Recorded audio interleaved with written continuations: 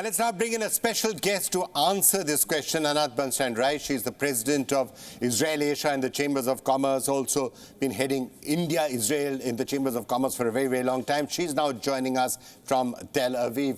Anat, thank you so much for joining us. A pleasure talking to you as always. Just tell us about these momentous few weeks in Israel. But do you think Benjamin Netanyahu was forced into taking the step after the general strike was announced? I think that it's not that he was forced, but he realized that there should be some better discussion, I would say, with the liberal base that was protesting. And for 3 months, his coalition government was rushing to make the reform.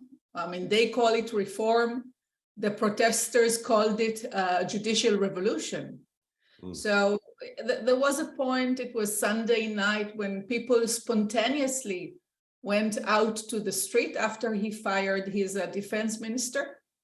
And it was clear that there is anger, really anger within the people. Doesn't matter if they are right or left. It was beyond right or left, that there should be some wider discussion between the coalition, the opposition, to reach some more basic understandings and to cool down. Israel is getting into holidays soon.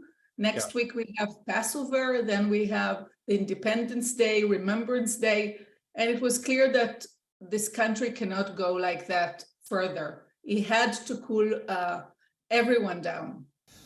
Okay, so let me just understand what you said a little bit further. You said the liberals are unhappy with it, and of course they were unhappy with it, and for multiple reasons. But it also seemed to be escalating way beyond that. There was this general strike call, the largest trade union saying nothing is going to operate, planes not being able to take off from the airport, diplomats overseas saying we're going to be going on strike as well. So this seems to have almost escalated almost to a civil disobedience level, you know, like Indian level, Mahatma Gandhi scale. That's the sense that we were starting to get. It's heading that way. Don't call it even civil disobedience. The extreme right call the protesters anarchists. They're not anarchists. They are protesting. And this protest went just beyond the judicial reform. It opened a Pandora box, a Pandora box that was closed for many years, because there is a friction between the religious, ultra-Orthodox party and the people and the secular base. And the secular base said, you're breaking the contract. We have unwritten contract that was put in the Pandora box, okay? And for many years, the secular people said, we are carrying the taxes, we are carrying the defense load. Enough. You want too much and we're not willing to give. And that's what created the big anger. So I sensed a bit of that schism talking to people in Israel.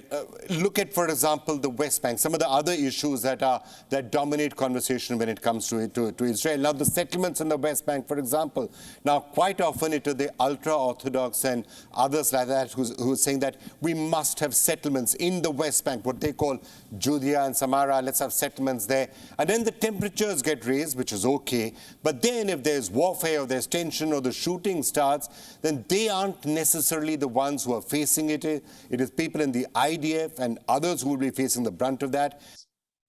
Exactly so. We need to understand that the ultra-Orthodox community follows the Bible. And according to the Bible, those territories also belong to Israel. So they truly believe that it's okay for them to live in the settlements and in those territories.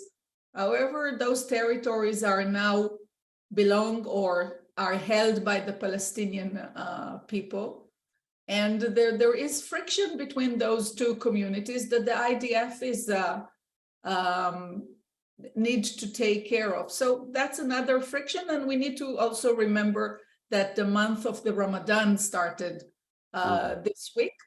And the Ramadan brings additional friction between Muslims and the Jews. So that was another point that says, how can you fire a defense minister during such an explosive month where we're trying to calm everyone and not entice the people to do things that none of us want to happen.